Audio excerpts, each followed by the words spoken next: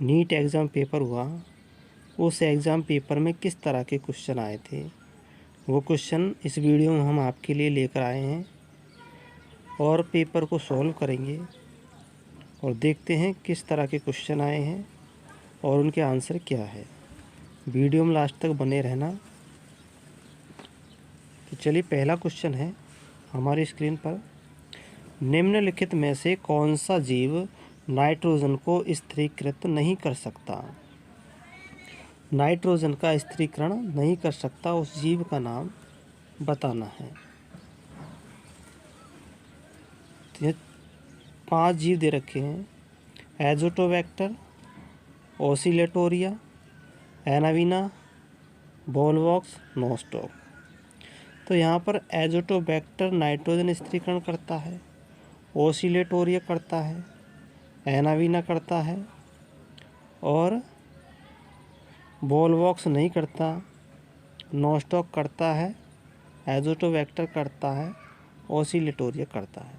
तो यहाँ पर राइट आंसर हो जाएगा ऑप्शन 2, केवल डी।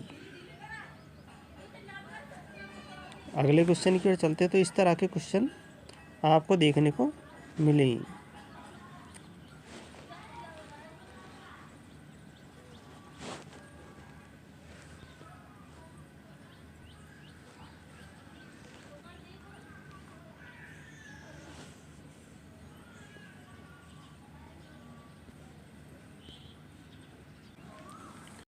चलिए अगले क्वेश्चन की ओर चलते हैं। क्वेश्चन नंबर 2, दूसरा क्वेश्चन। अंतरण आरएनए और राइबोसोमल आरएनए दूत आरएनए के साथ पारस्परिक क्रिया नहीं करते। कथन दे रखा है अंतरण आरएनए और राइबोसोमल आरएनए दूत आरएनए के साथ पारस्परिक क्रिया नहीं करते, जबकि हम जानते हैं कि तीनों आरएनए मिल करके ही प्रोटीन संश्लेषण करते हैं। तो ये ऑप्शन गलत हो जाएगा। अगला, सभी यूकैरियोटी यानी ससीम केंद्र की जीवों में आरएनए अंतरक्षेप कोशिका रक्षा की एक विधि के रूप में होता है। सभी यूकैरियोटिक जीवों में आरएनए अंतरक्षेप कोशिका रक्षा की एक विधि के रूप में होता है। तो यहाँ पर ये वाला ऑप्शन सही है, दूसरा वाला कथन सही है। तो यहाँ राइट आंसर हो जाएगा ऑप्शन 4, पहला कथन गलत और दूसरा सही।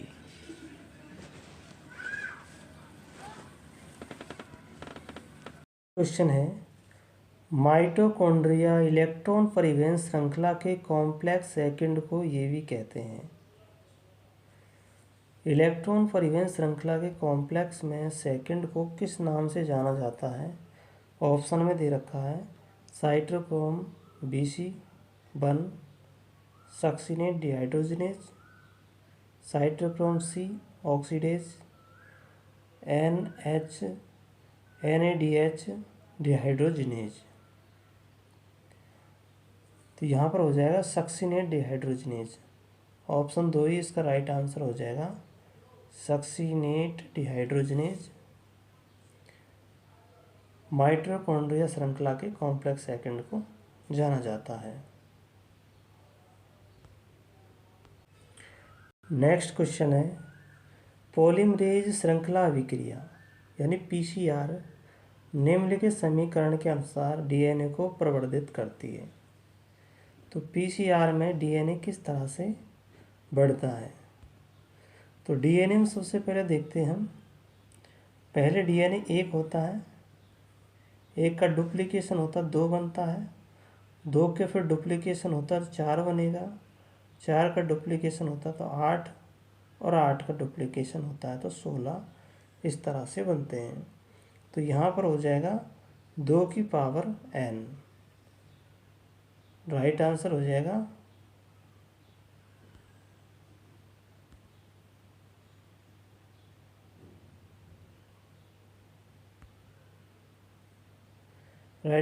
ऑप्शन 2, 2 की पावर n।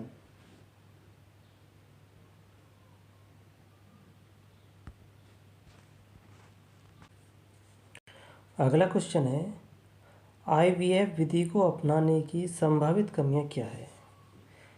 आईवीएफ विधि द्वारा बच्चे उत्पन्न किए जाते हैं, तो इसकी कमी क्या है। तो पहले ऑप्शन देता है कि माता की मृत्यु का उच्च जोखिम होता है। तो आईवीएफ में माता की मृत्यु नहीं होती है, तो ये ऑप्शन यहाँ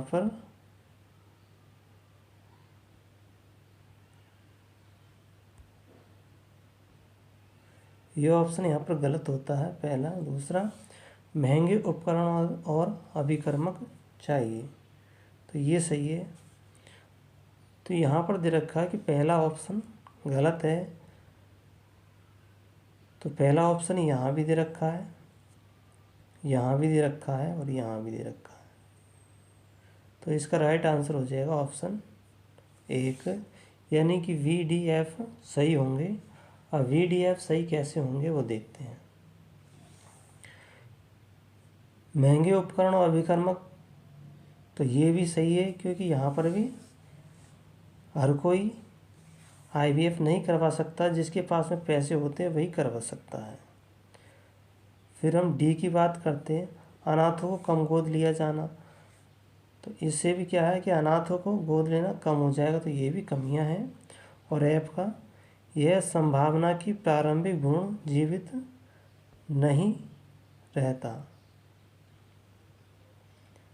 तो ये भी इसकी कमियां हैं कि जो प्रारंभिक भ्रूण है वो जीवित नहीं रहता। अगले क्वेश्चन की ओर चलते हैं। उस रुधिर वाहिका का नाम क्या है जो मेंढक में डिऑक्सीकृत रुधिर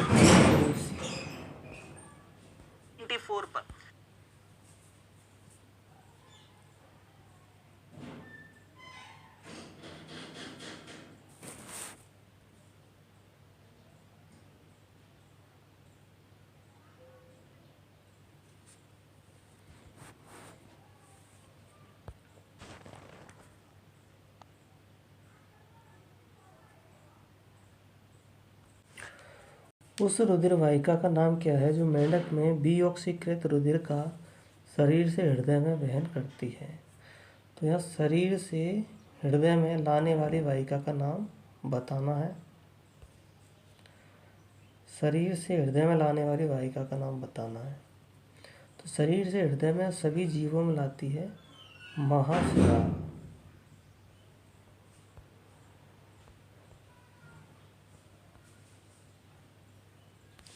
तो महाशिरा ऑप्शन 4 इसका राइट आंसर हो जाएगा।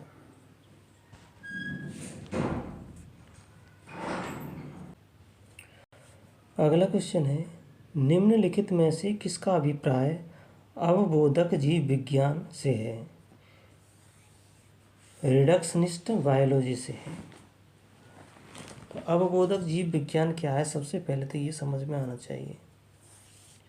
तो सजीवों के अध्ययन और उनको समझने के लिए भौतिक रासायनिक उपागम इन दृष्टिकोण। सजीवों का अध्ययन और सजीवों को समझने के लिए भौतिक और रासायनिक अध्ययन किया जाता है, इसी को हम कहते हैं अवबोध जीव विज्ञान। ऑप्शन ए इसका राइट आंसर हो जाएगा, ऑप्शन 1। तो यहाँ पर क्या नहीं होगा, सजीवों के अध्ययन और उसको समझने के लिए शरीर क्रियात्मक क्रियाविधि उपागम, ये नहीं होगा। सजीवों के अध्ययन और उनको समझने के लिए रासायनिक उपागम, सजीवों के अध्ययन और उसको समझने के लिए व्यवहारगत उपागम।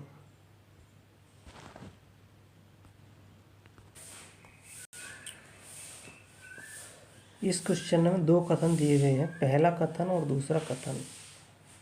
पहले कथन में आरएनए संसार में आरएनए को जीवन की आवश्यक प्रक्रमों का विकास करने वाला प्रथम आनुवंशिक पदार्थ माना जाता है। तो ये पहला आनुवंशिक पदार्थ है। आरएनए एक आनुवंशिक पदार्थ और एक उत्प्रेरक के रूप में भी जैविक तंत्रों में महत्वपूर्ण जैव रासायनिक अभिक्रियाओं के लिए कार्य करता है। आरएनए क्रियाशील होने के कारण अस्थायी है, तो यहाँ पर पहला कथन सही हो जाएगा। दूसरा, डीएनए आरएनए के रासायनिक रूपांतरण से विकसित हुआ है। बिल्कुल सही है। और यह अधिक स्थायी होता है। डीएनए की द्विरज्जुकों के पूरक होने के कारण यह मरम्मत प्रक्रियाओं के विकास से अपने में होने वाले परिवर्तनों के प्रति प्रतिरोधी है। तो यहाँ पर दोनों कथन सही है। तो इसका राइट आंसर हो जाएगा ऑप्शन 1। अगला है, आम की शाखा पर अधिपादपों यानी एपीफाइट का उगना किसका एक उदाहरण है? तो यहाँ पर आम को तो किसी प्रकार का कोई फायदा नहीं होता,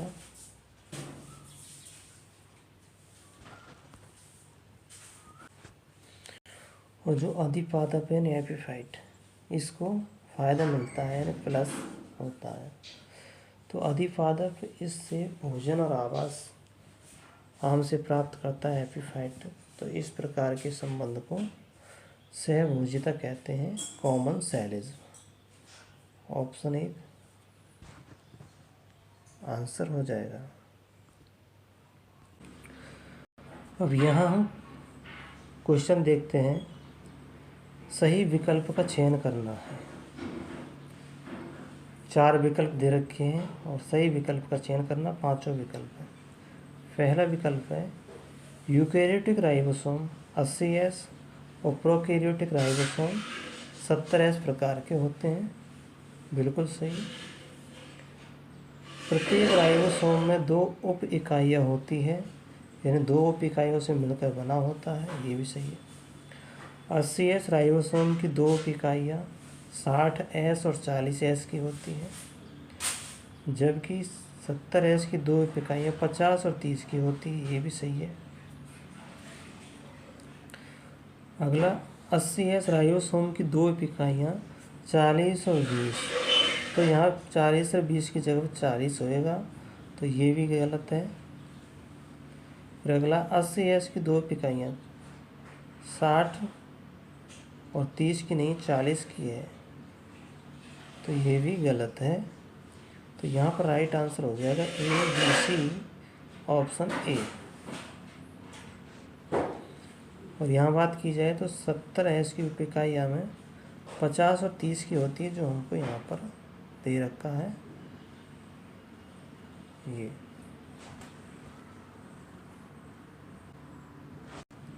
क्वेश्चन है, निम्नलिखित में से कौन सा बाह्य स्थानिक संरक्षण का उदाहरण है?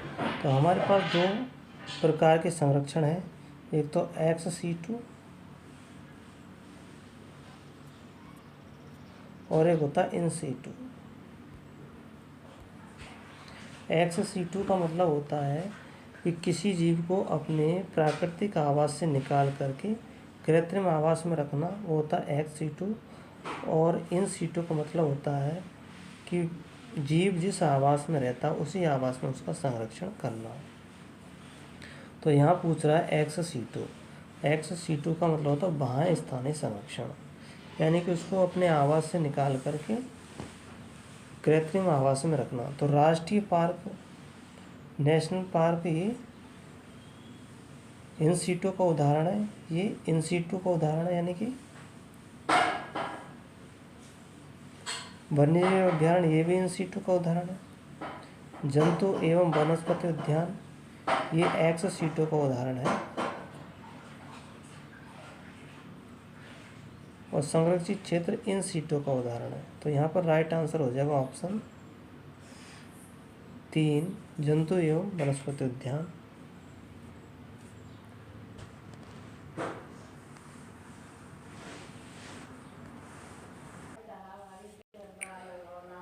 दो कथन दिए हुए हैं और दोनों कथनों को बताना है कौन से सही है और कौन से गलत है। पहला कथन,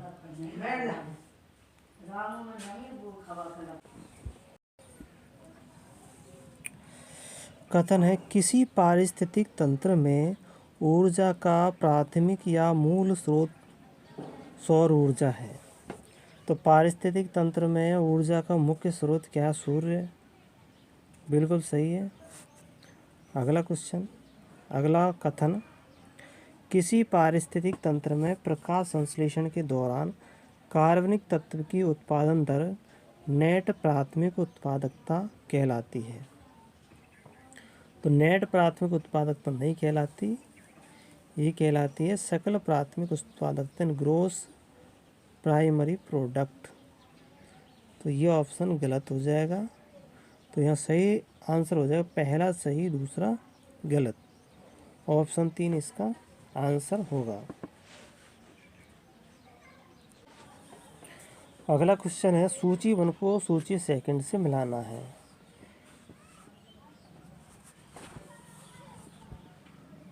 एम्फाइसीमा। तो एम्फाइसीमा क्या होता है? क्षतिग्रस्त कूपी का भित्ति और घटी हुई गैस विनिमय सतह, उसको बोलते हैं एम्फाइसीमा। ऑप्शन ए इसका मिलान होगा 2 से। अगला एंजाइना पेक्टोरिस। एंजाइना पेक्टोरिस यानी कि हृदय शूल। तो सीने में दर्द जब पर्याप्त ऑक्सीजन हृदय पेशी तक नहीं पहुँचे।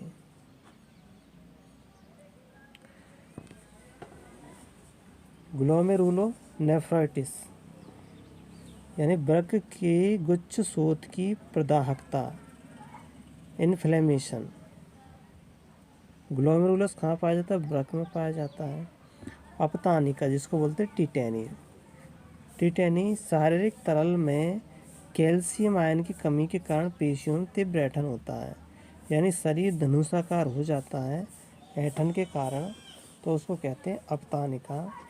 तो यहाँ पर अब यहाँ तक हमारा क्वेश्चन मिलान हो गया, लेकिन अब ऑप्शन पर टिक करते समय ध्यान रखें कोई गलत नहीं हो जाए। तो यहाँ पर होता 2 2 3 4 1, 2 3 4 1। ऑप्शन 4 इसका राइट आंसर हो जाएगा।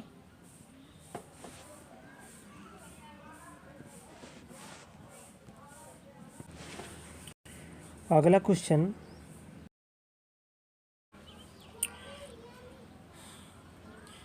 दो कथन दे रखे हैं। कथन 1 और इसका दूसरे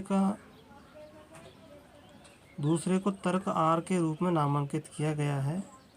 अभिकथन ए और दूसरा तर्क आर है। अभिकथन ए पढ़ते हैं, वायु और जल परागित पुष्प दोनों ही बहुत रंगीन नहीं होते और मकरंद पैदा नहीं करते। बिल्कुल सही है अभिकथन कि जो वायु और जल परागित होते हैं वो मकरंद पैदा नहीं करते और ना ही वो रंगीन होते हैं। तर्क दे रखा है कि वायु और जल परागित पुष्पों दोनों में ही पुष्प अत्यधिक मात्रा में परागकण उत्पन्न करते हैं।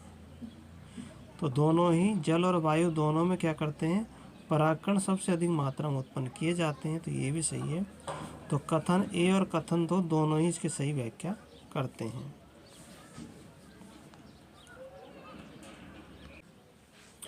अगला क्वेश्चन है, निम्नलिखित में से कौन सा यीस्ट से बिना आसवन के उत्पादित किया जाने वाला एल्कोहलिक पेय है? तो जिसका आसवन नहीं किया जाता, बिना आसवन के किसको बनाया जाता है? तो यहाँ पर विस्की को आसवन से किया जाता है, ब्रांडी को आसवन से किया जाता है, रम को आसवन से किया जाता है। बियर का आसवन नहीं किया जाता, इसको बिना आसवन के ही डायरेक्टली पेय पदार्थ में उपयोग किया जाता है।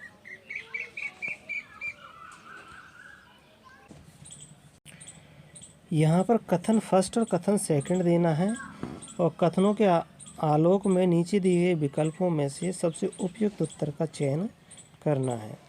तो पहला कथन है, पुष्प सूत्री में प्लस का अर्थ पुष्प की एक व्यास सम्मित यानी द्विपार्श्व प्रकृति से है। तो ये गलत हो गया। यहाँ पर इसको एक व्यास सम्मित को इस तरह से लिखते हैं प्रतिशत की तरह, और जी के नीचे डैश से अभिप्राय अंडाशय के अधोवर्ती होने से है।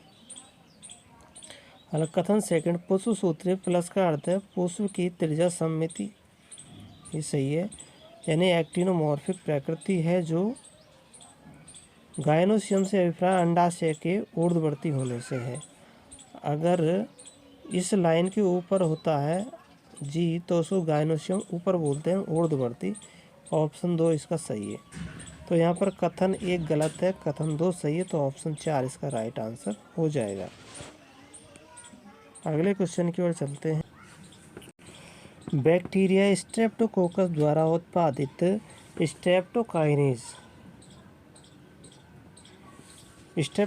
द्वारा किसका उत्पादन किया जाता है? ऑप्शन में दे रखा दही के लिए, एथेनॉल के लिए, यकृत रोग उपचार के लिए, रक्त वाहिकाओं से थक्का हटाने के लिए। तो यहाँ पर ऑप्शन 4 हो जाएगा, रक्त वाहिकाओं का थक्का हटाने के लिए। तो ये थे हमारे क्वेश्चन नीट एग्ज़ाम पेपर में आए थे। बाकी क्वेश्चन आपको अगले वीडियो में मिल जाएंगे। तब तक के लिए वीडियो को लाइक करें, चैनल को सब्सक्राइब करें और बेल आइकन को प्रेस करें। धन्यवाद।